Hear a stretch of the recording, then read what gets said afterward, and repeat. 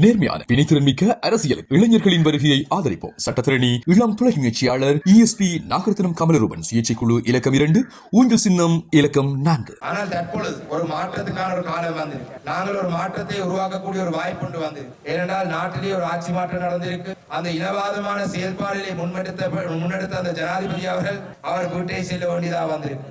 அவருடன் சேர்ந்து குழுவினராக செயல்பட்ட ராஜபக்ச குழுவினரும் வீட்டு போக வேண்டிய ஒரு சூழல் வந்துவிட்டது. அந்த வகையிலே நாட்டிலே புதிதாக தெரிவு செய்யப்பட்ட ஜனாதிபதி மிக தெளிவாக சொல்லியிருக்கிறார். ஊழல்வாதிகளை, களவெடுத்தாக்களை, கொலை செய்தாக்களை, கற்பழித்தாக்களை, கொமிஷன் வாங்குறாக்களை, இப்படியான ஆக்களை நாங்கள் தெரிவு செய்ய மாட்டோம் என்று பல இடங்களிலே சொல்லியிருக்கிறார். அந்த வகையிலே நாங்கள் இந்த மாவட்டத்தில் இருக்கும் ஏனைய அரசியல் கட்சிகளை பார்த்தால், ஜனாதிபதி சொல்ற அளவை பார்த்தால் எந்த ஒரு கட்சியும் வந்து ஜனாதிபதியுடன் சேர்ந்து செயல்படக்கூடிய வாய்ப்பு இல்லை. தமிழ் மக்களுக்கு ஒரு சிறந்த வாய்ப்பு கிடைத்திருக்கு. ஏனென்றால் ஜனாதிபதி வெறும் 42% வாக்காளர் தான் கடந்த தேர்தலே தெரிவாகும். வெறும் 40% ஜனாதிபதி தெரிவாக அப்படினால எதிர்வரும் பாராளுமன்ற தேர்தலில் கூட 225 ஒரு 113 ஆசனங்கள் இருக்கிறது. அவருக்கு சிக்கலாக அமையலாம்.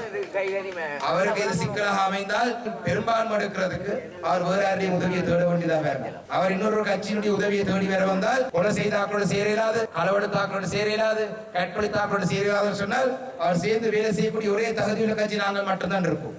அவ்வாறான சூழலிலே நாங்கள் தமிழ் மக்களுடைய சார்பிலே பேரம் பேசும் சக்தியாக நாங்கள் மாறலாம். நாங்கள் ஜனாதிபதிக்கு ஆதரவு கொடுக்கிறோமா இல்லையா அது இரண்டாவது விஷயம். ஆனால் ஜனாதிபதிக்கு அப்படியான ஒரு தேவை வரும் பொழுது அதிக அளவான ஆசனங்கள் எங்கள்கிட்ட இருந்தால் நாங்கள் ஒரு பேரம் பேசும் சக்தியா நாங்கள் இருக்கோம். நாங்கள் பேரம் பேசும் சக்தியா இருந்தால் நாங்கள் இந்த மாவட்டத்திற்கு மக்களுடைய பல பிரச்சனைகளை முன்வைத்து நாங்கள் பேரம் பேசலாம். இந்த மக்களுக்கு பல சிக்கல் இருக்கு. இந்த சிக்கலை நிவர்த்தி செய்யறதுக்கு நாங்கள் பல நடவடிக்கை நாங்கள் எடுக்க வேண்டும். இந்த நடவடிக்கையில நாங்கள் எடுக்கிறதா இருந்தால் அதிகாரம் எங்களுடைய கையில இருக்க வேண்டும். அதிகாரம் எங்களுடைய கையில இருக்கிறது சொன்னால் எங்களுடைய மக்கள் எங்களுடைய கட்சிக்கு அதிக அளவான வாக்கை நீங்கள் போட வேண்டும். எங்களுடைய கட்சிக்கு அதிக அளவான வாக்கை போட்டால் நாங்கள் பேரம் பேசும் சக்தியாக இருப்போம். இந்த மாவட்டத்தின் நிர்வாகத்துக்கும் நாங்கள் இந்த மாவட்டத்துக்கும் பொறுப்பாக நாங்கள் தான் இருப்போம்.